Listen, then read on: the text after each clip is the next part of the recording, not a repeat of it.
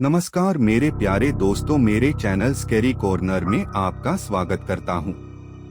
मेरे प्यारे दोस्तों, जितने भी प्यारे लोग मेरी कहानियां सुनते हैं उनको मैं तहे दिल से शुक्रिया अदा करता हूं। और मैं आप सभी से गुजारिश करता हूं कि आप अपना कोई प्यारा सा कमेंट जरूर करें। आज की हमारी कहानी एक नवविवाहित जोड़े अंकित और साक्षी की है, जो एक पुराने बंगले में शिफ्ट होते हैं जिसे वे अपना सपनों का घर समझते हैं। लेकिन जल्द ही उन्हें एहसास होता है कि यह घर सिर्फ पुराना नहीं बल्कि शापित है। रातों को अजीब आवाजें, परछाइयां, आत्मा की मौजूदगी और साक्षी के बदलते व्यवहार के बीच एक भयानक रहस्य उजागर होता है। घर की पुरानी मालकिन विलासा देवी की आत्मा अब भी वहां मौजूद है और वो सिर्फ अपना घर नहीं, अपना जीवन और बदला दोनों वापस चाहती है। कहानी में डरावने जंप स्केयर्स, तंत्र मंत्र और अंत में एक ऐसा ट्विस्ट है जो सब कुछ उलट देता है। तो क्या आप तैयार हैं इस खौफ भरी दुनिया में शामिल होने के लिए? नवविवाहित जोड़ा अंकित और साक्षी ने शहर से दूर एक शांत कस्बे में अपना नया घर खरीदा।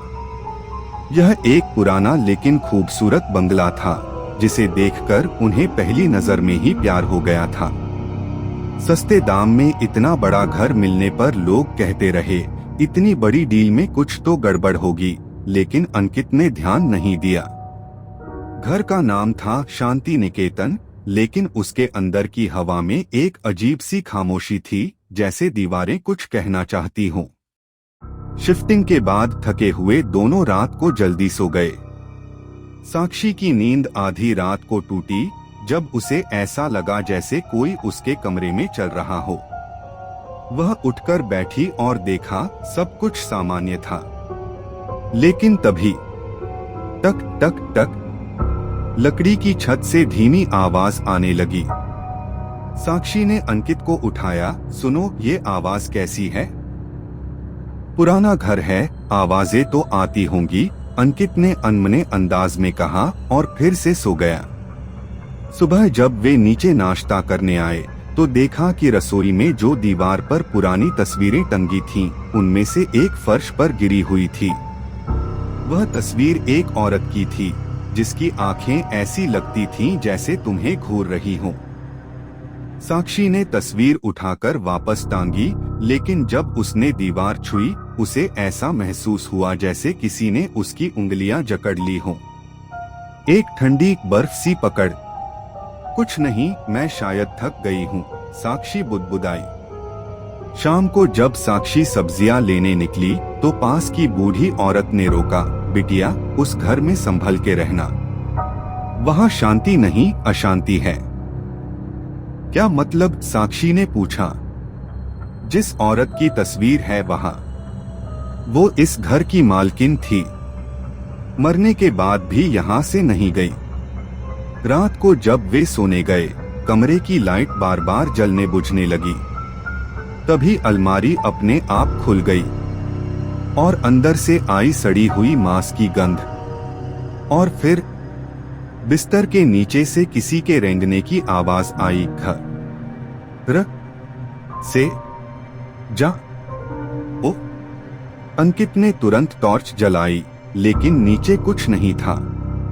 साक्षी कांप रही थी। ये घर ठीक नहीं है अंकित। क्या अंकित और साक्षी को ये सब सिर्फ वहम हो रहा है, या वाकई कोई आत्मा इस घर में कैद है? उस रात के बाद से सब कुछ बदलने लगा था। साक्षी दिन ब दिन और चुपचाप होती जा रही थी। उसकी आंखों के नीचे काले घेरे, बात बात पर चौंक जाना और नींद में बड़बड़ाना। अंकित ने पहली बार सच में डर को महसूस किया। रात के 3 बजे अंकित को लगा जैसे कोई बाथरूम में नल चला रहा हो। जब वह देखने गया तो नल तो बंद था, लेकिन शीशे में उसके पीछे खड़ी एक औरत की परछाई दिखी। वह पलटा, कोई नहीं। शीशे में अब बस उसके गाल पर 3 खरोंच के निशान दिख रहे थे। डरते हुए उसने बत्ती जलाई, पर असली गाल पर कुछ नहीं था। ये सब सच हो रहा है या सपना, उसने खुद से पूछा। अब साक्षी खुद को आईने में निहारते निहारते घंटों बैठी रहती थी। एक दिन उसने आईने में देखकर कहा, वो लौट आई है। कौन? अंकित ने पूछा। साक्षी मुस्कुराई, लेकिन वो उसकी मुस्कान नहीं थी। जिसका घर तुमने चुराया है। अगले ही पल साक्षी बेहोश होकर गिर गई। अगले दिन अंकित को घर की सफाई के लिए एक बूढ़ा नौकर मिला, नाम था हरिराम। जैसे ही उसने घर देखा, उसने पूछा, यही बंगला है ना? साहब, क्या आप जानते हैं इस घर का असली नाम विलास भवन था। अंकित चौंका। शांति निकेतन नहीं, हरिराम ने बताया। इस घर की पहली मालकिन विलासा देवी थीं। लोग कहते हैं उन्होंने अपने पति की हत्या कर दी थी और फिर खुद को इसी बंगले में फांसी लगा ली। तब से हर नई दुल्हन को वह अपना रूप बना लेती है। अगली रात साक्षी कमरे में नहीं थी। अंकित उसे ढूंढता हुआ नीचे आया। तभी उसे सीढ़ियों से साक्षी उल्टी लटकी हुई दिखी। उसकी आंखें पूरी सफेद, बाल बिखरे और होठों से खून टपक रहा था।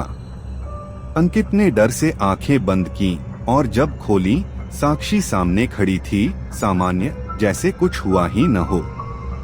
क्या हुआ? उसने मुस्कुराते हुए पूछा। अंकित कांप गया। यह वही मुस्कान थी, वही जो आईने में थी। अब अंकित ने घर की दीवारों पर ध्यान देना शुरू किया। एक दिन बाथरूम में उसे दीवार की टाइल्स के पीछे कुछ अजीब महसूस हुआ। जब उसने थोड़ा सा किनारा हटाया तो वहां खून से सना हुआ एक दुपट्टा निकला। उस दुपट्टे में लिपटा था एक पुराना पत्र। जो भी मेरी जगह लेगा, उसे मैं चैन से जीने नहीं दूंगी। विलासा, अब क्या साक्षी पर पूरी तरह कब्जा हो चुका है? क्या अंकित खुद को और अपनी पत्नी को इस आत्मा से बचा पाएगा? साक्षी अब वो साक्षी नहीं रही थी। उसकी आंखें खाली, उसकी चाल लहराती और उसकी आवाज जैसे दो लोग एक साथ बोल रहे हों। अब ये घर मेरा है और ये शरीर भी। अंकित अब समझ चुका था, विलासा देवी साक्षी में समा चुकी है। आखिरी उम्मीद के तौर पर अंकित ने पास के एक प्रसिद्ध तांत्रिक पंडित त्रिवेणी शास्त्री को बुलाया। पंडित ने आते ही घर की दहलीज पर रुककर आंखें बंद की और कहा, यहाँ आत्मा नहीं, शाप है। किसी ने इस घर में मरकर नहीं, अपनी आत्मा को बांध दिया है। अंकित ने विलासा की तस्वीर दिखाई। पंडित बोले, इसी ने अपने प्रेत को इस घर की दीवारों में गाड़ दिया है। इस घर को छोड़कर जाना, इसका अर्थ है मर जाना। उस रात पूजा शुरू हुई। साक्षी कमरे के एक कोने में बैठी थी, आंखें बंद पर चेहरा घोर क्रोध में। मंत्रोच्चारण के बीच अचानक साक्षी ने सिर घुमा लिया, पूरी तरह 180 डिग्री पर, और उसकी आवाज बदल गई। मैंने उसे मारा, हाँ मारा, क्योंकि उसने मुझे धोखा दिया। अब हर दुल्हन मेरा ही रूप लेगी और हर पति मेरी मौत की कीमत चुकाएगा। पंडित ने हवन कुंड में कुछ लाल मिट्टी डाली जो उन्होंने दीवार के भीतर से निकाली थी। तभी साक्षी जमीन पर गिर पड़ी और उसके शरीर से काली धुएं जैसी कोई चीज निकलने लगी। आत्मा जाते जाते चिल्लाई, तुम भी झूठे हो अंकित, तुम भी उसी वंश से हो जिसने मुझे धोखा दिया था। मैं लौटूंगी फिर से। अंकित कुछ नहीं समझा, लेकिन पंडित ने कहा, इस घर को तुमने जिस दलाल से खरीदा था, उसका नाम क्या था? विक्रम शुक्ला, अंकित बोला। पंडित बोले, विलासा देवी का पति भी शुक्ला था। ये आत्मा तुझसे बदला लेने आई थी, क्योंकि तेरी नसों में उसी खून की परछाई है। अंकित कांप उठा। तो क्या साक्षी अब ठीक है?